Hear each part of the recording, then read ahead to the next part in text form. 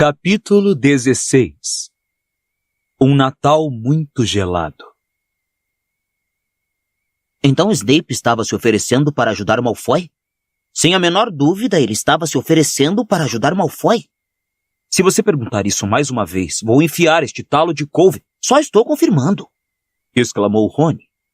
Os dois estavam sozinhos junto à pia da cozinha da toca, limpando um monte de couves de Bruxelas para a Sra. Weasley. A neve passava voando pela janela à sua frente. Exatamente, Snape estava se oferecendo para ajudar ele. Disse que tinha prometido à mãe de Malfoy proteger ele, que tinha feito um juramento perpétuo ou coisa parecida. Um voto perpétuo? Admirou-se Rony. Não pode ser. Você tem certeza? Claro que tenho. Que quer dizer isso? Bem, a gente não pode quebrar um voto perpétuo. Até aí eu concluí sozinho, por estranho que pareça. E o que acontece se a gente quebra? Morre. Disse Rony com simplicidade. Fred e George tentaram me convencer a fazer um quando eu tinha 5 anos. E quase que fiz. Eu estava segurando as mãos de Fred e tudo quando papai nos encontrou. Ele pirou. Contou Rony, recordando a cena com um brilho no olhar. Foi a única vez que vi papai tão furioso como a mamãe. Fred diz que depois disso a nádega esquerda dele nunca mais foi a mesma. Bem, deixando de lado a nádega esquerda de Fred... Perdão? Ouviu-se a voz de Fred e os gêmeos entraram na cozinha. Ah, George, olha só isso. Eles estão usando facas e tudo. Deus os abençoe. Vou fazer 17 anos dentro de 2 meses e uns dias. Retrucou Rony, mal-humorado. Então vou poder usar magia para fazer isto. Mas nesse meio tempo... Comentou Jorge, sentando-se à mesa da cozinha e descansando os pés em cima do móvel. Podemos apreciar a sua demonstração do uso correto de uma... Epa! A culpa foi sua.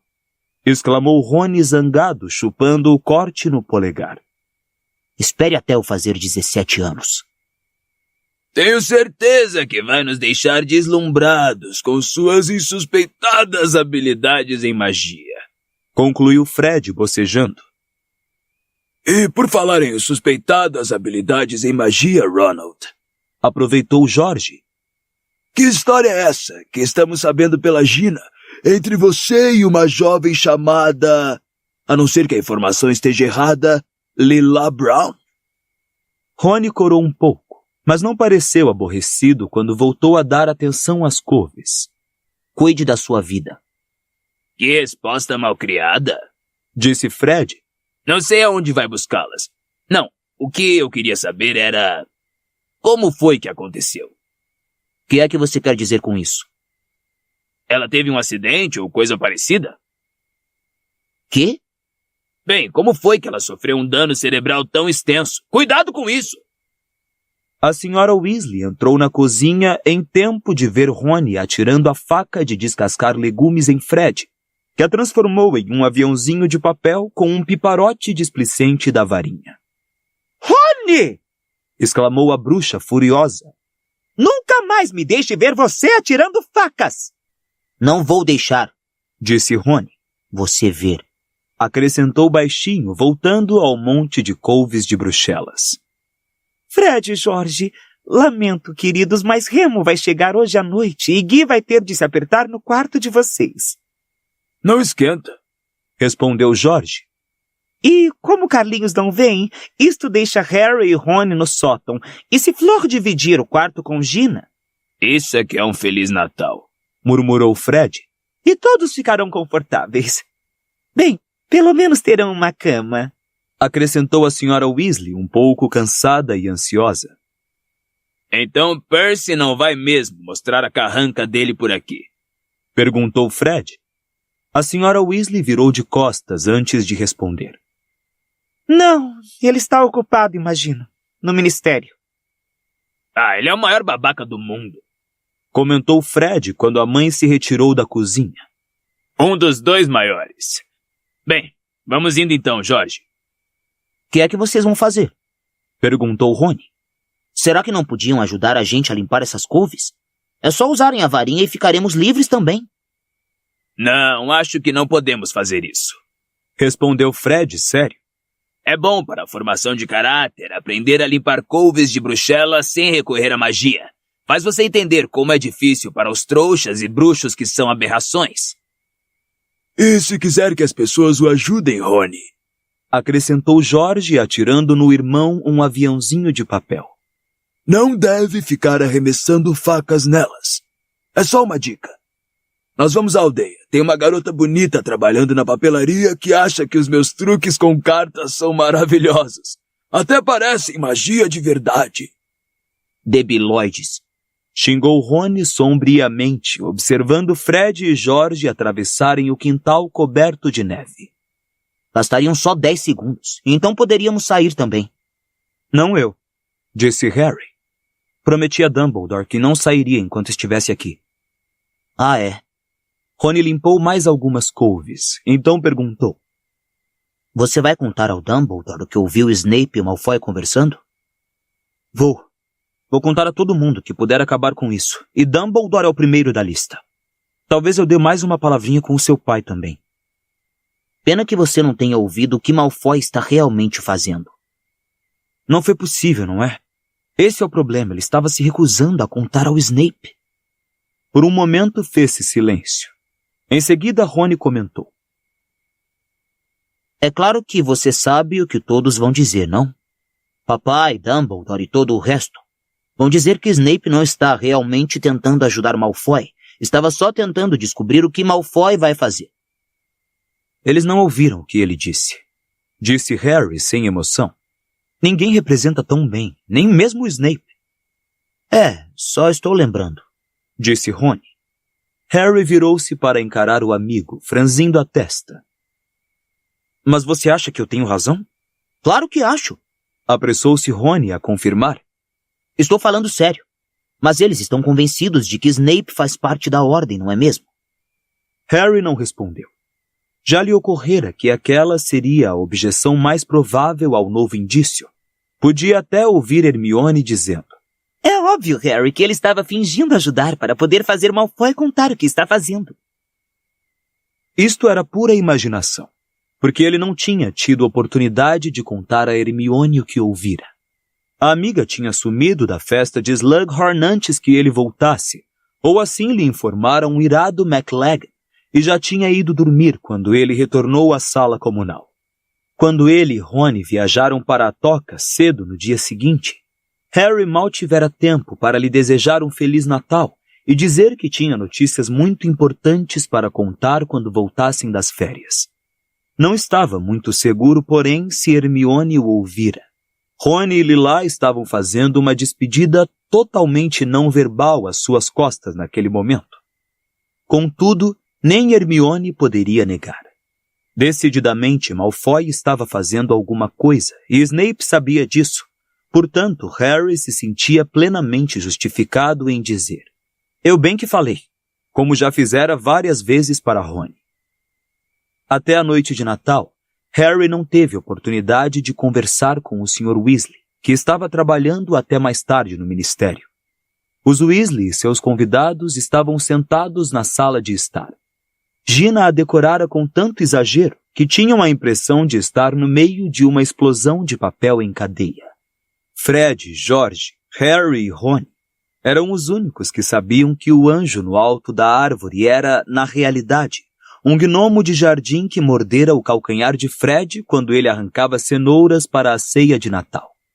Estupidificado, pintado de ouro, apertado em um mini tutu com asinhas coladas às costas, ele olhava de cara amarrada para todos, o anjo mais feio que Harry já vira, com uma cabeçorra pelada como uma batata e pés bem cabeludos.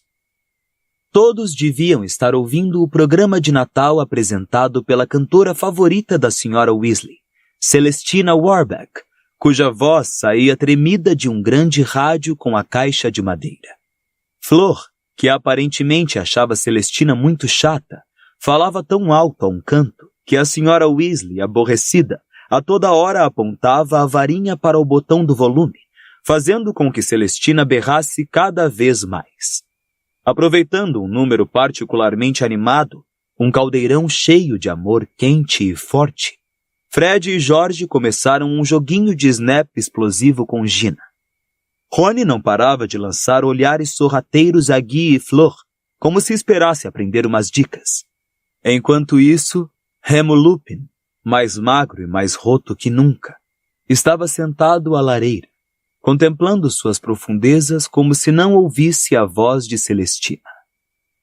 Ah, vem mexer o meu caldeirão, e se mexer como deve ser, faço pro seu um amor quente e forte, para sua noite aquecer.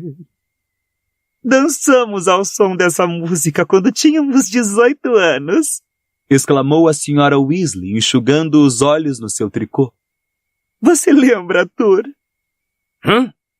Respondeu o Sr. Weasley, que estivera cochilando enquanto descascava uma tangerina. Ah, sim. Uma canção maravilhosa.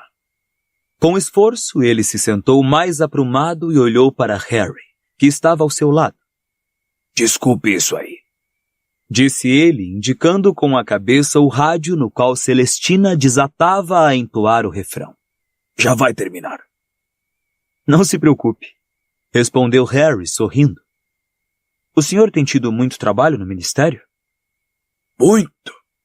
Eu não me incomodaria se estivéssemos obtendo algum resultado. Mas nas 3 prisões que fizemos nos últimos 2 meses, duvido que algum dos suspeitos fosse um autêntico comensal da morte. Mas não repita isso, Harry, acrescentou ele depressa, parecendo subitamente bem mais acordado. Mas já soltaram o Lalaushun Pike, não? Perguntou Harry. Receio que não. Sei que Dumbledore tentou apelar diretamente para Scrimgeour no caso do Lalau. Quero dizer, qualquer um que de fato tenha entrevistado o garoto concorda que ele é tão comensal da morte quanto esta tangerina. Mas os figurões querem passar a imagem de que estamos fazendo progressos.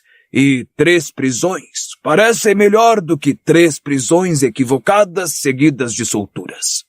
Mas repito, tudo isso é ultra secreto. Não direi nada. Harry hesitou um momento, imaginando a melhor maneira de abordar o que queria dizer. Enquanto organizava seus pensamentos, Celestina Warbeck começou uma balada intitulada Seu Feitiço Arrancou Meu Coração.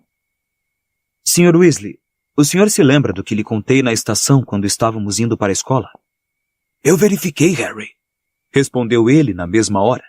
Revistei a casa dos Malfoy. Não encontrei nada, nem quebrado, nem inteiro, que não devesse estar lá. Eu sei. Li no Profeta que o senhor tinha revistado. Mas isto é diferente. Bem, uma coisa a mais. E ele contou ao Sr. Weasley a conversa que escutara entre Malfoy e Snape. Enquanto falava, viu a cabeça de Lupin virar um pouco para o seu lado, absorvendo cada palavra.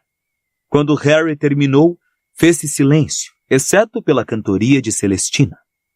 Aonde foi parar o meu pobre coração?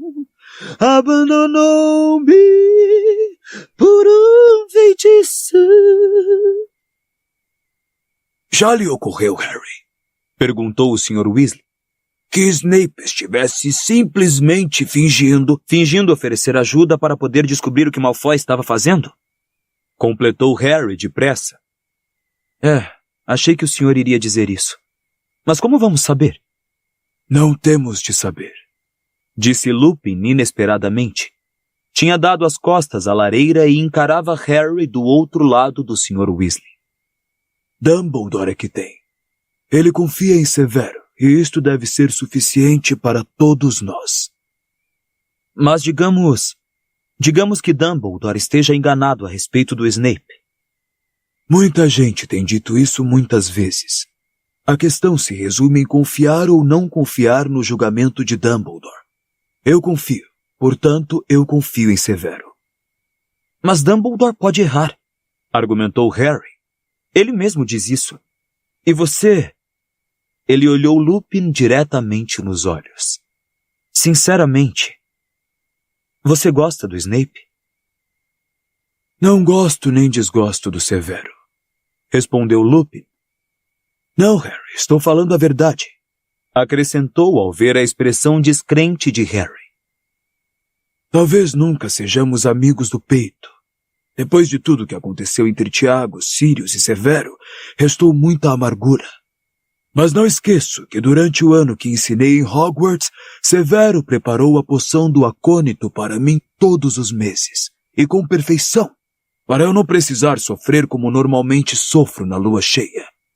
Mas deixou escapar sem querer que você era um lobisomem, e você teve de ir embora, lembrou Harry com raiva. Lupin sacudiu os ombros. A notícia teria vazado de qualquer maneira. Nós dois sabemos que ele queria o meu lugar, mas ele poderia ter me causado mais mal se tivesse adulterado a poção. Ele me manteve saudável. Devo ser grato. Talvez ele não se atrevesse a adulterar a poção com Dumbledore de olho nele. Você está decidido a odiá-lo, Harry, disse Lupin com um leve sorriso. E eu compreendo. Tendo Tiago por pai e Sirius por padrinho, você herdou um velho preconceito. Não se detenha. Conte a Dumbledore o que contou ao Arthur e a mim, mas não espere que ele concorde com seu ponto de vista, nem mesmo que se surpreenda com o que ouvir. Talvez Severo tenha até recebido ordem de Dumbledore para interrogar Draco. E você agora o despedaçou. Agradeço que devolva o meu coração.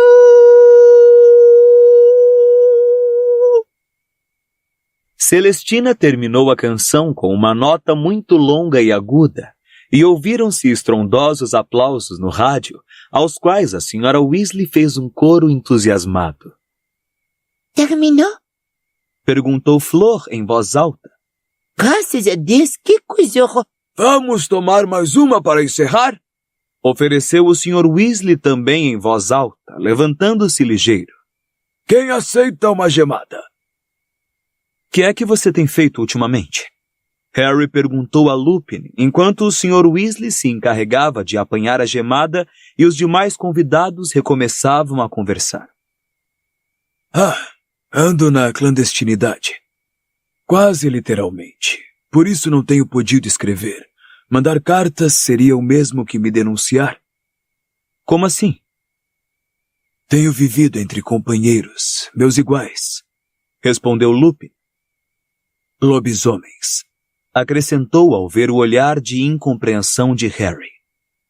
Quase todos estão do lado de Voldemort. Dumbledore queria um espião, e eu estava ali.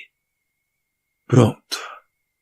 Sua voz pareceu um pouco amargurada, e talvez ele percebesse, porque sorriu mais calorosamente ao continuar. Não estou me queixando, é um trabalho necessário, e quem melhor do que eu para executá-la?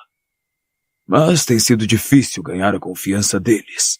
Trago comigo sinais inconfundíveis de que tentei viver entre os bruxos, entende? Enquanto eles evitaram a sociedade normal e vivem na marginalidade, roubando e por vezes matando para comer. E por que eles gostam de Voldemort? Acham que, sob o domínio dele, terão uma vida melhor, respondeu Lupin. É difícil argumentar com o Greyback lá fora. Quem é Greyback? Você nunca ouviu falar? As mãos de Lupin se fecharam convulsivamente no colo. Fenrir Lobo Greyback talvez seja o lobisomem mais selvagem que existe hoje. Encara como missão de sua vida morder e contaminar o maior número possível de pessoas. Quer criar um número suficiente de lobisomens para superar os bruxos. Voldemort lhe prometeu vítimas como pagamento pelos seus serviços. Greyback se especializa em crianças. Morda-as enquanto pequenas, diz, e as crie longe dos pais. Faça com que odeiem os bruxos normais. Voldemort tem ameaçado lançá-lo contra os filhos das pessoas. É uma ameaça que normalmente produz bons resultados. Lupin fez uma pausa e então continuou. Foi Greyback quem me mordeu. Quê? Exclamou Harry perplexo. Você quer dizer quando você era criança? Meu pai o ofendeu. Durante muito tempo eu não soube a identidade do lobisomem que tinha me atacado. Cheguei a sentir pena dele, achando que não pudera se controlar, já sabendo então o que a pessoa sentia quando se transformava. Mas Greyback não é assim. Na lua cheia ele se coloca a curta distância da vítima, para garantir que esteja bem próximo para atacar. Planeja cada detalhe. E é esse homem que Voldemort está usando para liderar os lobisomens. Não posso fingir que a argumentação que adoto esteja dando resultado contra a insistência de Greyback de que os lobisomens merecem sangue, que devem se vingar de quem é normal. Mas você é normal, exclamou Harry com veemência. Só tem um problema. Lupin caiu na gargalhada. Às vezes você me lembra muito, Tiago. Quando havia pessoas por perto, ele dizia que eu tinha um probleminha peludo. Muita gente pensava que eu tinha um coelhinho mal comportado. Lupin aceitou um copo de gemada do Sr. Weasley agradecendo e pareceu um pouco mais alegre. Harry sentiu uma onda de excitação. A menção do pai lembrou-lhe que havia uma coisa que estava querendo perguntar a Lupin. Você já ouviu falar de alguém que se intitula Príncipe Mestiço? Príncipe quê? Mestiço, disse Harry observando-o com atenção, à procura de sinais de reconhecimento. Não há príncipes bruxos, respondeu Lupin, agora sorrindo. Esse é o título que você está pensando em adotar? Eu teria achado que o eleito já era suficiente. Não tem nada a ver comigo, exclamou ele, indignado. O príncipe mestiço é alguém que frequentou Hogwarts. Tenho o livro de poções que ele usou. Tem anotações sobre feitiços no livro todo, feitiços que ele inventou. Um deles foi o Levicorpus. Esse aí esteve em grande moda em Hogwarts no meu tempo, disse Lupin, lembrando-se. Durante alguns meses, no meu 5º ano, a pessoa não podia andar sem ser pendurada no ar pelo tornozelo. Meu pai o usou. Vi na penseira quando o usou contra Snape. Harry tentou parecer displicente, como se aquele fosse um comentário sem real importância, mas não teve certeza de que obtivera o efeito pretendido. O sorriso de Lupin foi compreensivo demais. Usou, mas ele não foi o único. Como disse, foi muito popular. Você sabe como esses feitiços vêm e vão. Mas parece que foi inventado enquanto você esteve na escola, insistiu Harry. Não necessariamente. As arações entram e saem de moda como tudo mais. Ele encarou Harry e disse em voz baixa.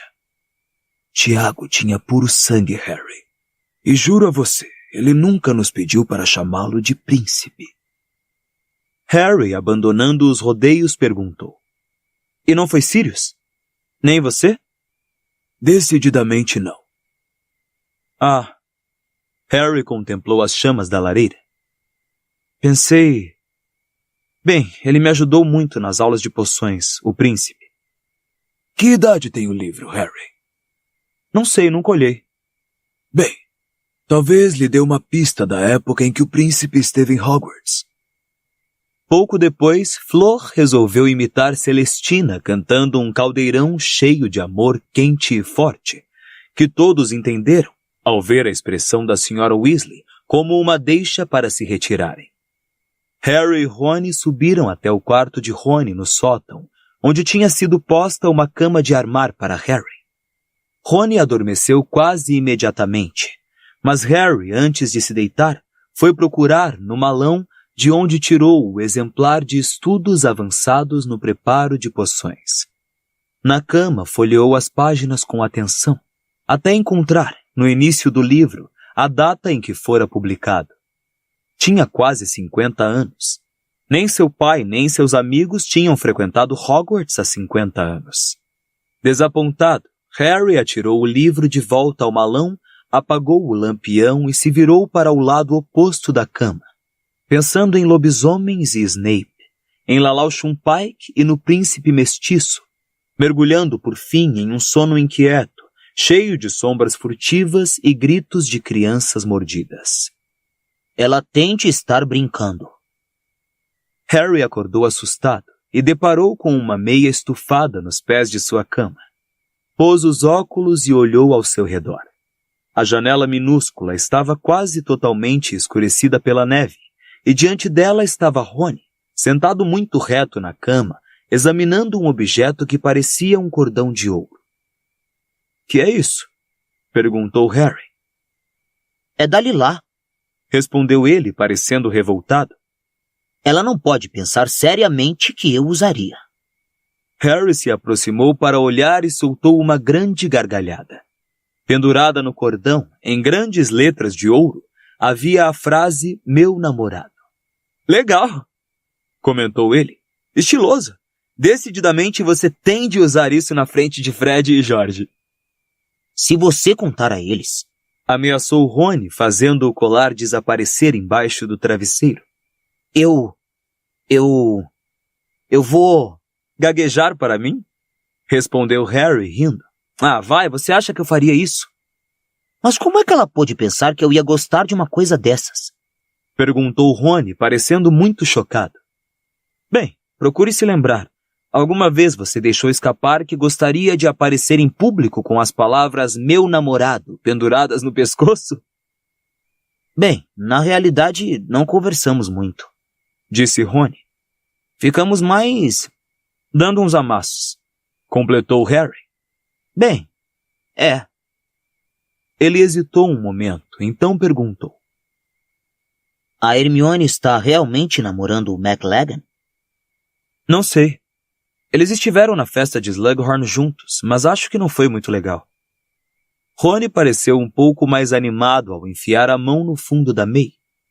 Os presentes de Harry incluíam um suéter com um grande pomo de ouro no peito, tricotado à mão pela Sra. Weasley, uma grande caixa com produtos da Genialidades Weasley, dada pelos gêmeos, e um embrulho ligeiramente úmido, cheirando a mofo, com uma etiqueta em que se lia: "Ao Senhor do Monstro."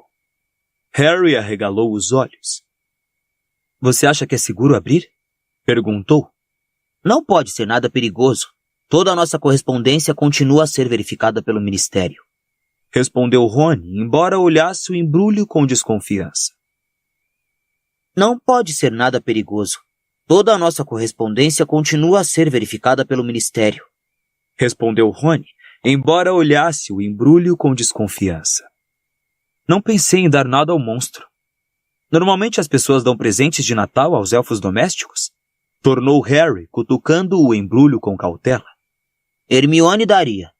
Mas vamos esperar para ver o que é antes de você começar a sentir remorsos. Um instante depois, Harry dava um berro e pulava da cama. O pacote continha numerosas larvas de varejeira. Legal! Exclamou Rony às gargalhadas. Quanta consideração! Prefiro as larvas a esse colar, disse Harry, fazendo Rony parar de rir na mesma hora. Todos estavam usando suéteres novos quando se sentaram para o almoço de Natal. Todos exceto Fleur, em quem, pelo visto, a Sra. Weasley não quisera desperdiçar um, e a própria Sra. Weasley, com um chapéu de bruxa novo, azul noite, que brilhava com minúsculos diamantes estrelados e um espetacular colar de ouro.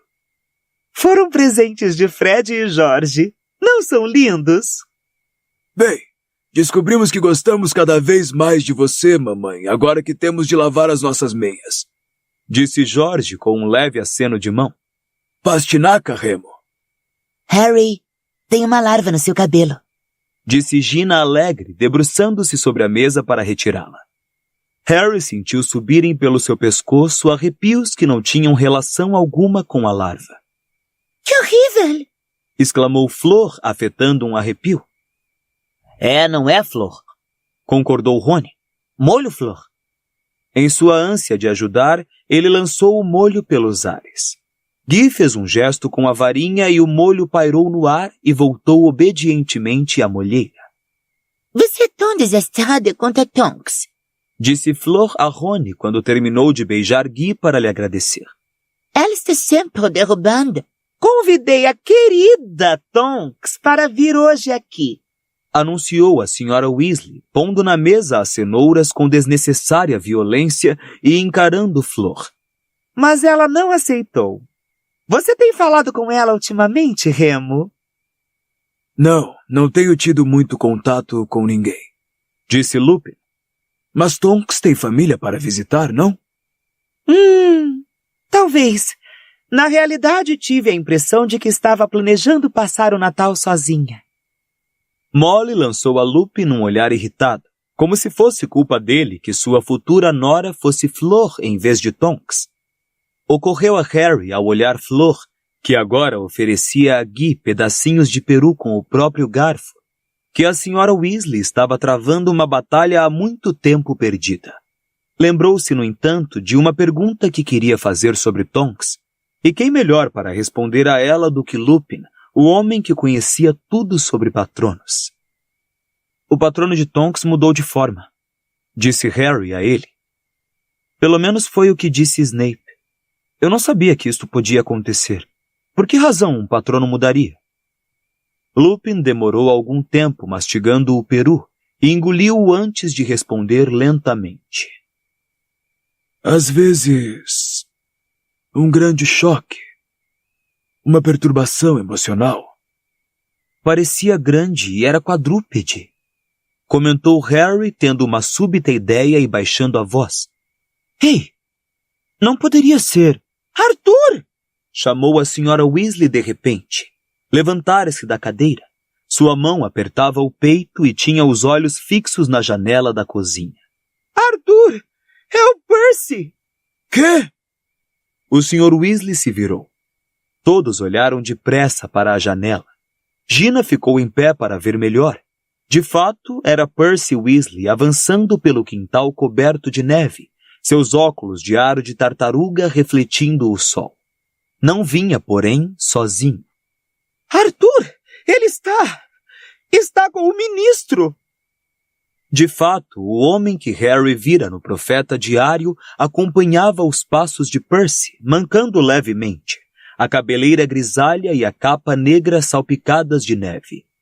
Antes que qualquer um pudesse dizer alguma coisa, antes que o senhor e a senhora Weasley pudessem trocar mais que um olhar surpreso, a porta dos fundos se abriu e ali estava Percy. Fez-se um momento de doloroso silêncio. Em seguida, Percy disse formalmente: Feliz Natal, mamãe! Ah, Percy! Exclamou a senhora Weasley, atirando-se em seus braços. Rufus Scrimgeour parou à porta, apoiando-se na bengala e sorrindo, enquanto observava a comovente cena. Perdoe-me a intromissão, disse quando a senhora Weasley virou-se para ele, sorrindo e enxugando as lágrimas. Percy e eu estávamos nas vizinhanças, a trabalho, e ele não pôde resistir à tentação de passar para ver todos vocês. Mas Percy não deu sinal algum de querer cumprimentar ninguém mais da família. Ficou parado, rígido, sem jeito, olhando por cima das cabeças de todos. O Sr. Weasley, Fred e George o observavam impassíveis. Por favor, entre, ministro, sente! Alvoroçou-se a senhora Weasley, endireitando o chapéu. Vamos um pouco de teru ou um pouco de tudim? Quero dizer. Não, minha cara Molly, respondeu Scrimgeour. Harry imaginou que ele tivesse perguntado o nome dela a Percy antes de entrarem na casa. Não quero incomodar.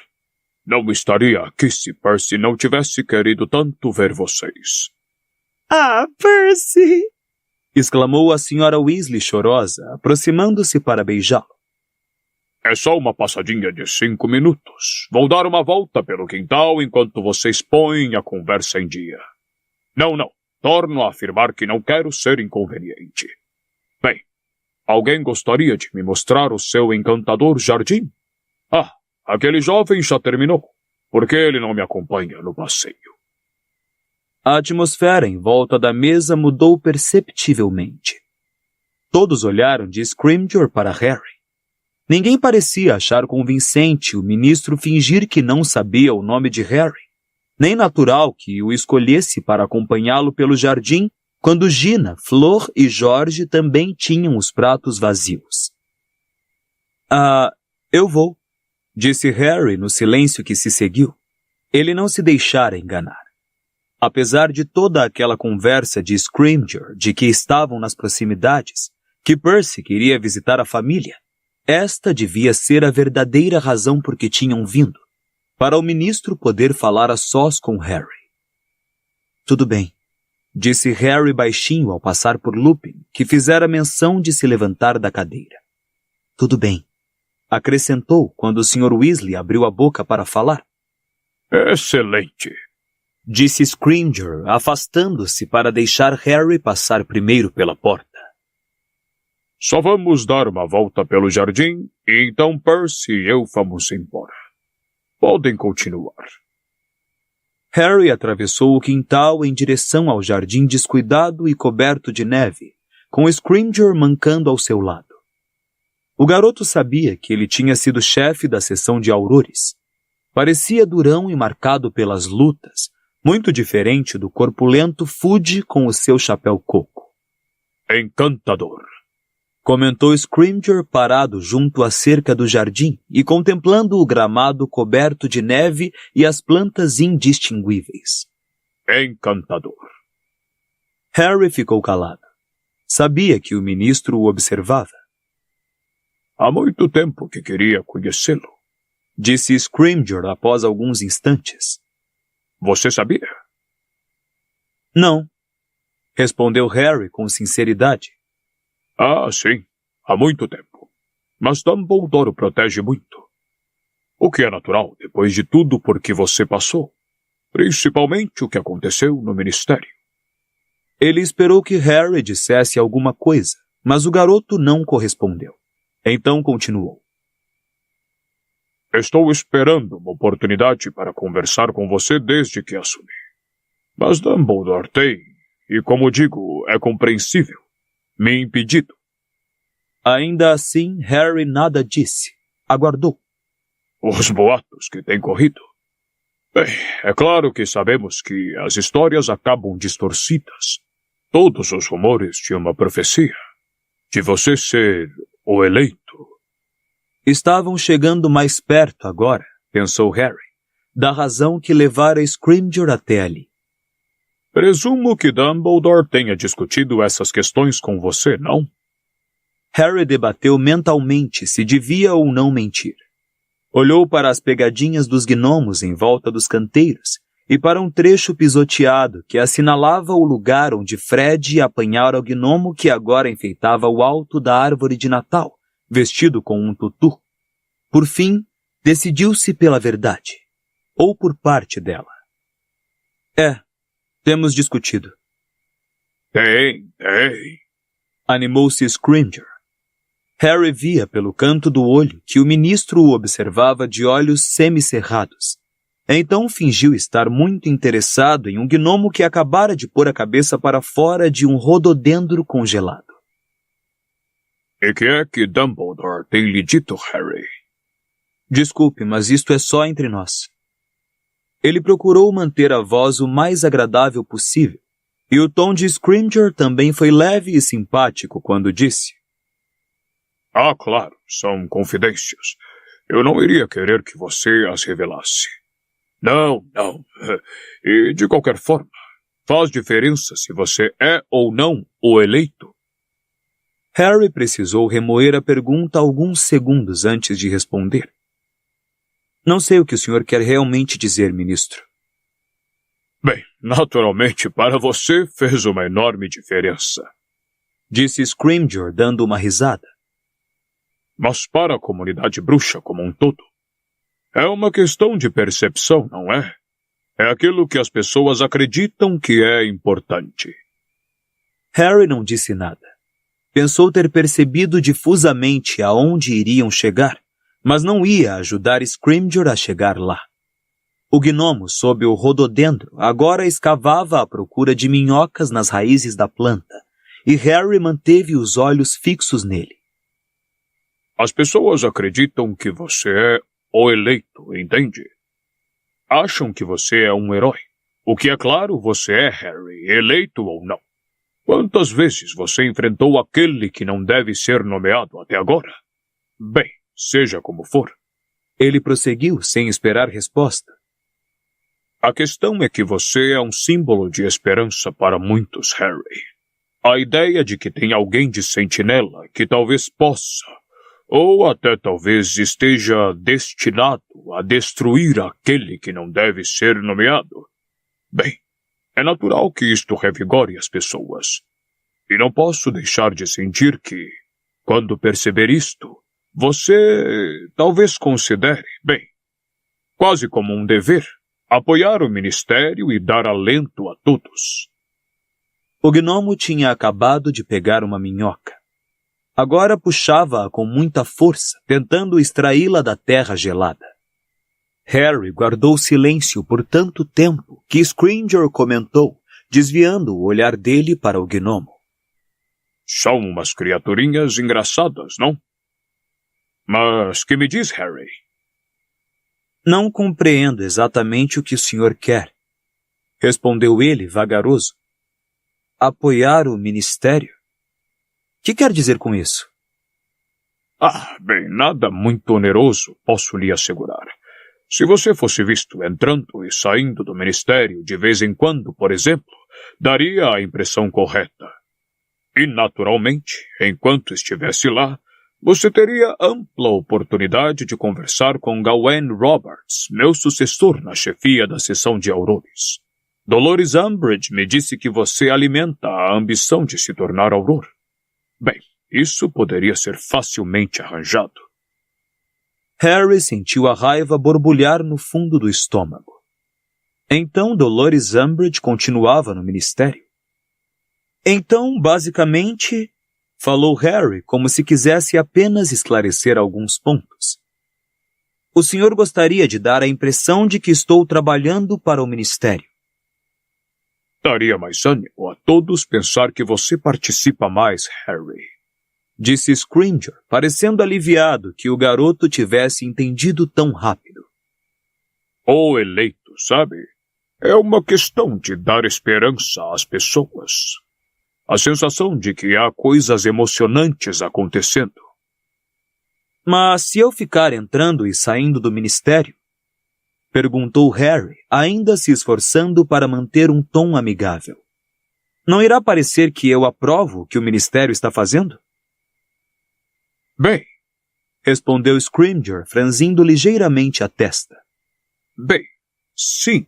Em parte é por isso que gostaríamos... Não, acho que não vai dar certo, disse Harry gentilmente. Veja o senhor, não gosto de algumas coisas que o ministério está fazendo. Prender o Lalau Shumpike, por exemplo. Scrimgeour calou-se por um momento, mas sua expressão endureceu instantaneamente. Eu não esperaria que você compreendesse, disse ele, mas não foi tão bem sucedido quanto Harry em ocultar sua raiva. Vivemos tempos perigosos e é preciso tomar certas medidas. Você tem 16 anos. Dumbledore tem muito mais de 16 anos e também acha que Lalau não devia estar em Azkaban. O senhor está transformando Lalau em bode expiatório, do mesmo modo que quer me transformar em mascote. Eles se encararam demorada e inflexivelmente. Por fim, Scrimgeour falou, sem fingir cordialidade. Entendo. Você prefere, como seu herói Dumbledore, se desassociar do ministério? Não quero ser usado. Alguns diriam que é seu dever se deixar usar pelo ministério. E outros diriam que é seu dever verificar se as pessoas são realmente comensais da morte antes de metê-las na prisão. Respondeu Harry, se encolerizando. O senhor está fazendo o mesmo que Bartô Crouch fez. Os senhores nunca entendem muito bem, não é?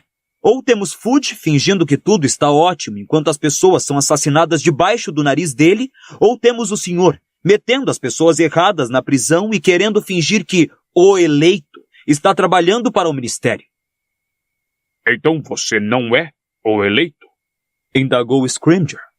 Pensei ter ouvido o senhor dizer que não faria diferença.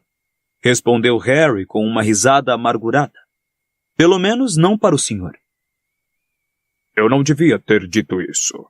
Interpôs ligeiro Scrimgeour. Foi falta de tato. Não, foi sincero. Uma das poucas coisas sinceras que o senhor me disse. O senhor não se importa que eu viva ou morra, mas faz questão que eu o ajude a convencer a todos que está ganhando a guerra contra Voldemort. Não esqueci, ministro. Harry ergueu a mão direita. Ali, nas costas de sua mão fria, destacavam-se lívidas as cicatrizes que Dolores Umbridge o obrigara a gravar na própria carne. Não devo contar mentiras. Não me lembro do senhor ter corrido em minha defesa quando eu estava tentando dizer a todos que Voldemort tinha retornado. O ministério não esteve tão interessado em ser meu amigo no ano que passou. Os dois ficaram parados em um silêncio gelado como o chão sob seus pés. O gnomo finalmente conseguira retirar a minhoca e agora a chupava feliz, encostado nos galhos mais baixos do rododendro. Que anda fazendo o Dumbledore? Perguntou Scrimgeour bruscamente. Aonde vai quando se ausenta de Hogwarts? Não faço a menor ideia, respondeu Harry. E não me diria se fizesse, não é? Não, não diria. Bem, então terei de ver se descubro por outros meios. Pode tentar, disse Harry com indiferença. Mas o senhor parece mais inteligente do que Fudge. Por isso seria de imaginar que tivesse aprendido com os erros dele. Fudge tentou interferir em Hogwarts. O senhor deve ter reparado que ele não é mais ministro, mas Dumbledore continua a ser diretor. Eu deixaria Dumbledore em paz se fosse o senhor. Houve uma longa pausa. Bem, é evidente que ele fez um excelente trabalho com você, disse Scrimgeour, com o olhar frio e duro por trás dos óculos de aros de arame. Você é por inteiro um homem de Dumbledore, não Potter? Sou. Que bom que deixamos isto claro. E dando as costas ao ministro da magia, Harry saiu em direção à casa.